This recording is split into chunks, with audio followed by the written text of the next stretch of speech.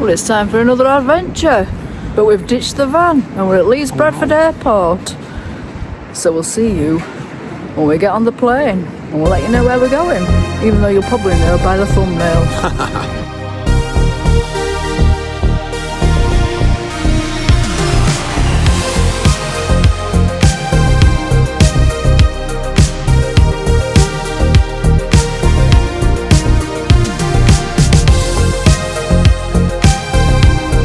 Welcome to this episode, and we're here for a weekend in Dublin.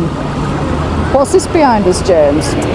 It's some sort of music venue and late drinking bar. It's also the National Wax Museum. We've got Batman, Dracula and the Grim Reaper. I think they're all about to jump off. So it's all looking very good. It's a busy city, full of tourists, and we're just walking outside of the River Liffey. We're going to go to a bridge called the Halfpenny Bridge. In other words, Halfpenny Bridge, a toll bridge that pedestrians used to pay half a penny to cross it. Guys, I'm actually pronouncing it wrong. It's Halfpenny Bridge.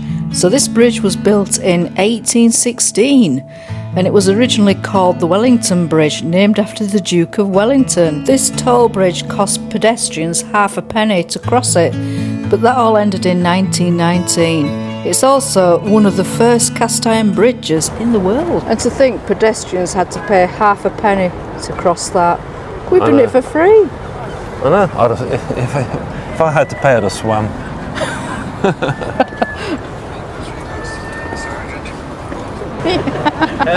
Hi, you're on YouTube. I'm on YouTube. What's your channel? Just for the weekend, van life. Okay. But we've not got a van. Not today. Oh, we've got a Costa, Istanbul Kebab House, Peking, street food.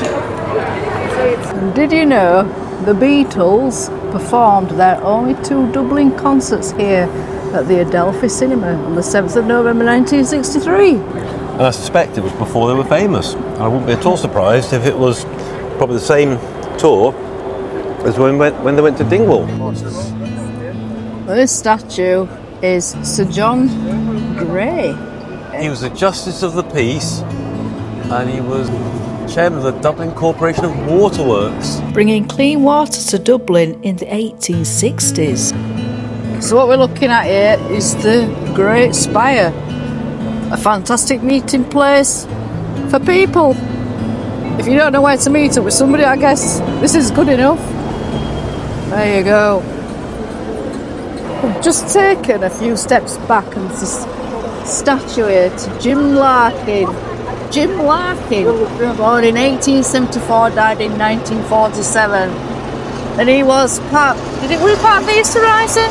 He was part of the Easter Rising. He was a founder of the Irish Labour Party. Later, he was a founder member of the Communist Party, and he was also leader of the Transport General Workers Union. He was also a founder of the Irish Citizen Army, which is a paramilitary group.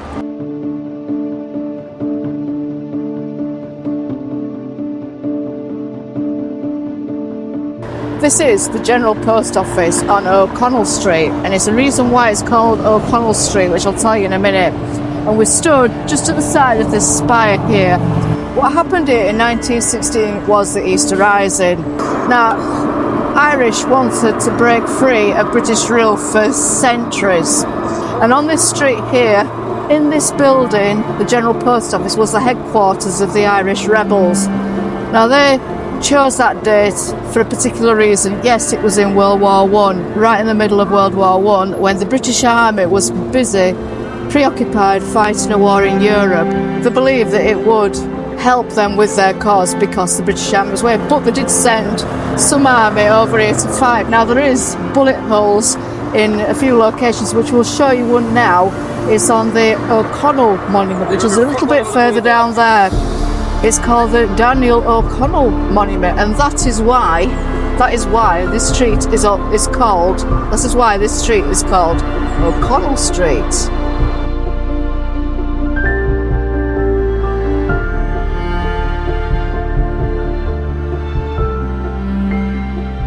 This is the Daniel O'Connell Monument behind us here, just there at the top. Now, he was banned from being a member of British Parliament. He had a campaign to get Catholics to be in British Parliament. He was known as the Liberator.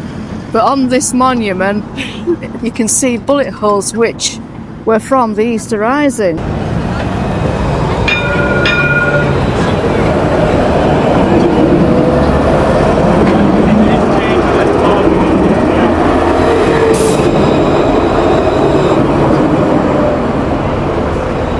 I do love these lights. I think that's where you get around to get back. What? I said I do love these lights. Yeah, should we nick them? No. Come on.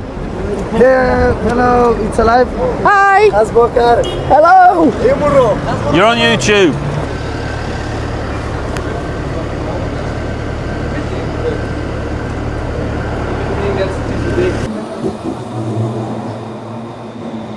Do you fancy a vegetarian plant-based cuisine meal? I do actually fancy something snacky, yeah. Well, right fancy one? now. Well, yeah. I need the noodles. Come on then. We've got a vegan platter with rice and dal and 3 sides. With 3 sides. And that for €10.95, I think it's pretty good value. Nice. My verdict. So I'm just going to have a little bit of, how do you call them? Falafels. Some people call them falafels and some people call them flaffles. So, Alright. A bit like a meatball. without the meat. The tofu. I've never had tofu before.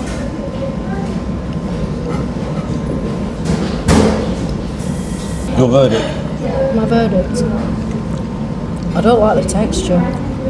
It's a bit slimy. It's nice. Sauce is nice though. Can't like that. It's alright. It's quite spicy.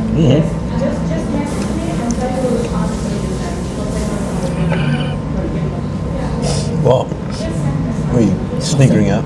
There's nothing like a right good pot chocolate. Can't say that anywhere in a totally plant-based vegan food shop thing. Anyway, I'm gonna let James eat most of this because he's more hungry than I am. And we'll catch you when we're out of here.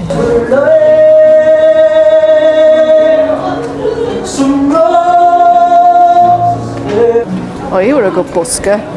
And there's a lot of famous artists that became famous through doing busking here in the streets of Dublin. And I can only name a couple. Bono from U2 and Danny O'Donoghue from A Script. So I wonder if it was that street where they did a lot of busking. Could well have been for the acoustics and such. Yeah, the acoustics were pretty good down there, weren't it? Right, we're on Temple Bar now, I think. Oh, we're going to Temple Bar. We're on Temple going to Bar, I Temple Bar. believe. This is the famous Temple Bar. We can get a nice drink. Mind you can get a nice drink anywhere, I suppose, but it's just what's fancy on outside. Oops. Right, well, we've got a couple of Guinnesses. And apparently, how much was it, James? 2 Guinnesses, €20.90. So that's like £10. Right, I'll be getting 1 Guinness. I'll be getting my lizard tongue out and licking out all the bottom of it. I think we're going to get a spoon to get the bit out the bottom. Don't knock it over. I'm gonna enjoy this, I think.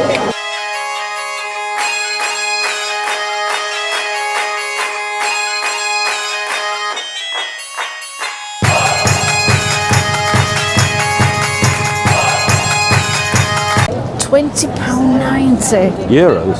So it's a bit Oh, less euros, sorry. Yeah, a little bit less than 20 quid. But not a lot less. €20 and 90 cents. Is that right? Well, cents. Yeah, sorry, cents. Yeah, made the most of it. So, Might give up drinking at that price.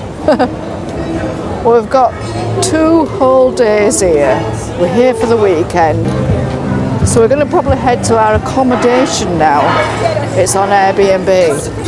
and then we'll come back out tomorrow and do some more filming when we're probably less tired.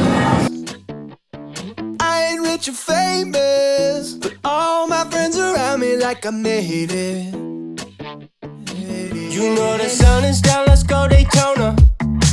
I got a home at Hotel California. Just a couple $100 billies, tell me that you're coming with me. I'm ready to go. So call me up, I don't need much, I just need you. It's not enough to talk and talk, so just come. James and Karen didn't film the Airbnb as it is a private home, but Finbar is a wonderful host and they can highly recommend staying with him. His Airbnb is located near Coolmine train station. As we got off the bus, we saw this cool cafe, the Irish Potato Cake Company, and it looked so inviting, we thought we'd get some breakfast. We had potato patties and other bits and pieces, and also Irish stew. And I had a pint of Guinness as well for my breakfast. We did a fantastic lunch at the Irish Potato Cake Company. And I was wondering, you're really keen on minimal waste, recycling and everything else. Brilliant. Lovely decor, absolutely. Thank you so much. Brilliant, really suits our staff. How's the business work? Is it a cooperative? Yeah, I mean, it's like a local cafe here in the Irish Potato Cake Company. We try to do like a homemade potato cakes with our very local recipe. The owner is Irish, that is my boss. I'm from Mexico, so I learned from him how to do the potato cakes as well from the kitchen guys. They're from different nationalities. For example, there are French guys, Chilean guys, and everybody learned from him. It's wonderful, lovely food. Thank you so much. Certainly vouch for it. And now we're going to go and see what else we can film and find out. It's only more lunches I can steal. Dublin also has a cathedral, and it's called what, James? It's Googling. Christchurch, oh no, it's Google Map. Christchurch Cathedral with a crypt and a cafe. But we don't need a cafe. We don't, but shall we just go look inside? We walked past Kelly's bar though. Could have done with a beer. What's this then? I reckon it's a Grim Reaper having a sleep. Well, I think it's got something to do with the potato famine. I'm not sure. But we're going to go and have a look at some statues, some memorials to do with the potato famine later on. Okay guys, we're both wrong. This bronze sculpture by Timothy Schmaltz is called the Homeless Jesus, and it depicts Jesus lying on a bench wrapped in a blanket with visible nail marks on his bare feet. And the message here is simple. It's just to be kind to people who are less fortunate than yourself. But first, let's have a look in the cathedral, because we always like to look in a cathedral. Not that we're really religious, but... No, I'm always going there. It's like the waiting room at my time of life. Your sat-nav's on. You're going to turn it off? Can do for a minute. You're always positive, aren't you? Cut to see him walking away. It costs £12 an adult. Euro, sorry, euro. €12 an adult. And each? Yes, obviously each. And what's it for senior citizens, which you are? Oh, come on. Well, technically I'm not. From Normandy, France, descended the Vikings, took over England 1066, ready to conquer. 103 years later, one of our kings, German went north and thirds and west. Weird. It's awesome.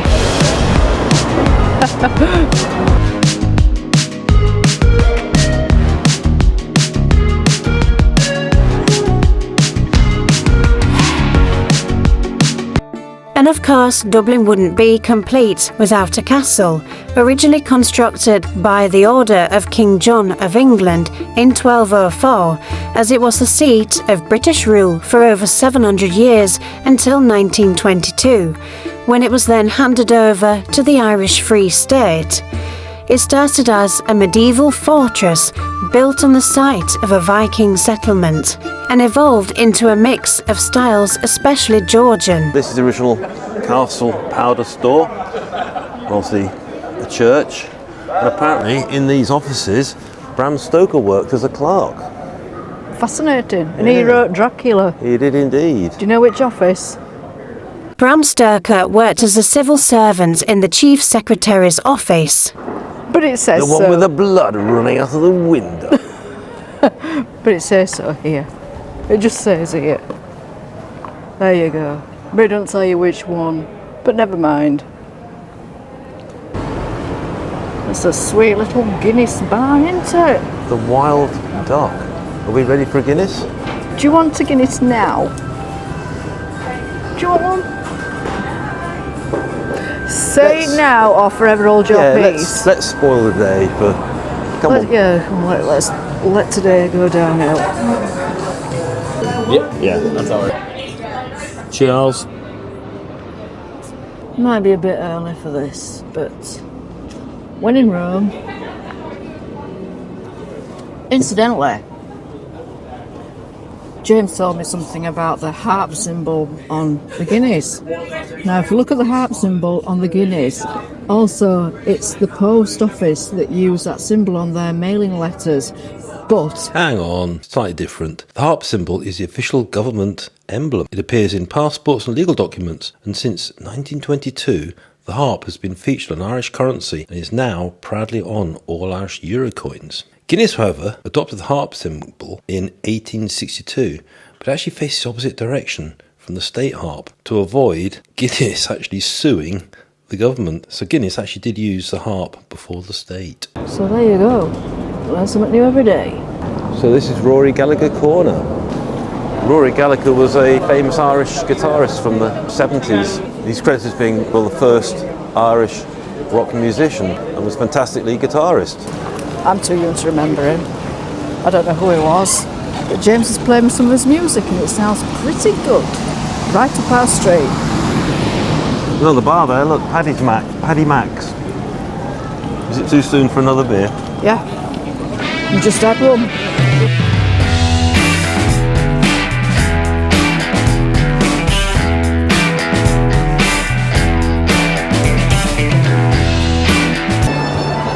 Look at that bar. That looks quite fancy, doesn't it? With all the flowers outside. I bet it's nice in there.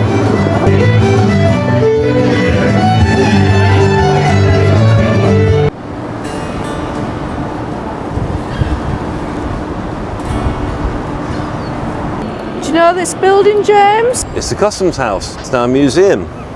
This neoclassical building was built between 1781 and 1791. It was for collecting customs duties on goods coming into Dublin port. In 1921, during the Irish War of Independence, the Irish Republican Army set fire to the Customs House to disrupt the British administration.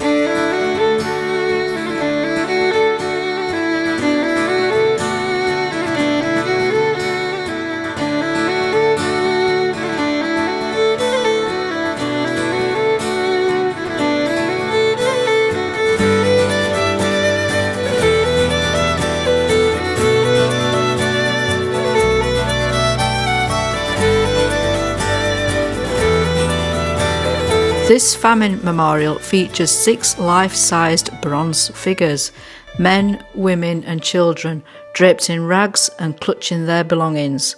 Around 1 million people died and another million emigrated during the Great Irish Famine of 1845 to 1849. In 1846, the first famine ship, the Perseverance, departed from here, Custom House Quay, all hoping for a new life in America, Canada or Australia. With its steerage fare of £3 for 210 passengers. Remarkably, all survived. However, many didn't survive on other vessels and they became known as coffin ships.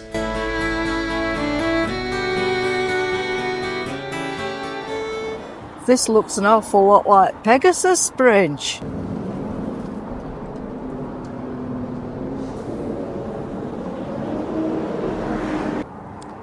There you go. It looks a lot like Pegasus Bridge. Interesting. Now that is a replica of the Jeanie Johnston ship. It's a replica, but it's known as a coffin ship because somebody died on board. And it's the route that many immigrants took to the New World. Hang on, mate. Give me a hand. Come on. Come on! Oh. He's been there for donkey's years. I didn't get him help to help. Oh dear, come on. You just dump your bag.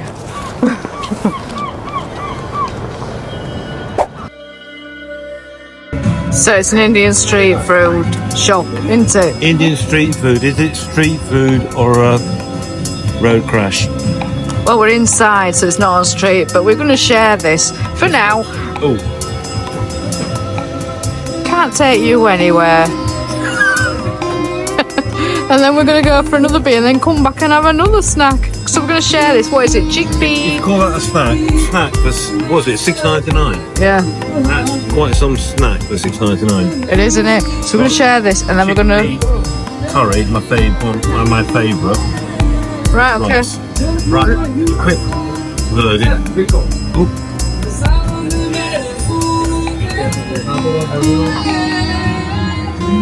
All right.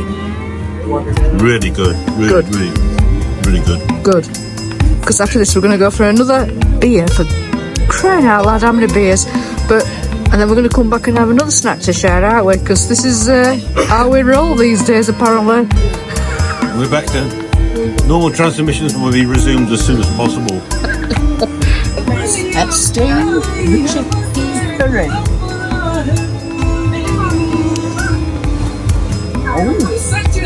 Oh, I like that.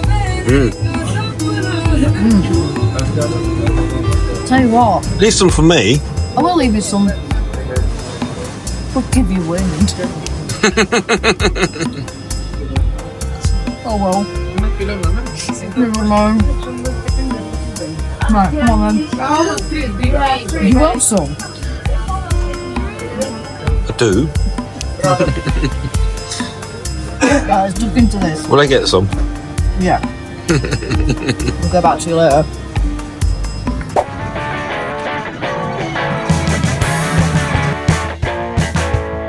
Well, it looks like I've been tasked with dishing out the info about this pub. Bill Clinton, the 42nd President of the United States, came for a drink in this pub during his trip to Ireland in 1995, while supporting the Northern Ireland peace process.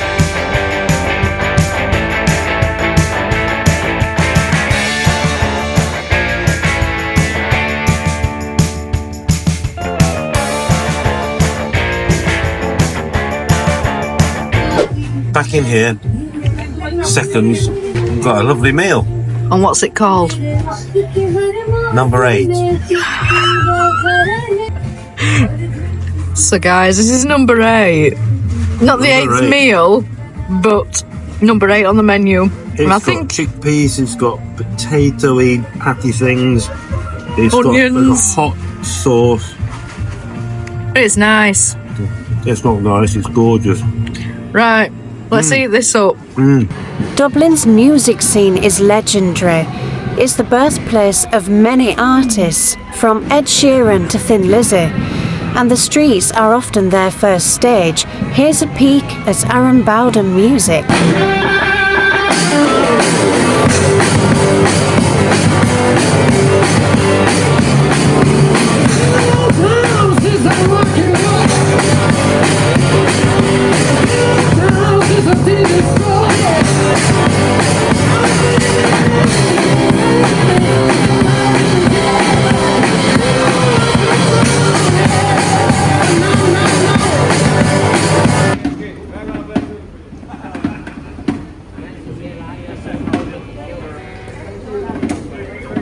Well, they were good, weren't they? I think they're on Instagram, so they were pretty cool.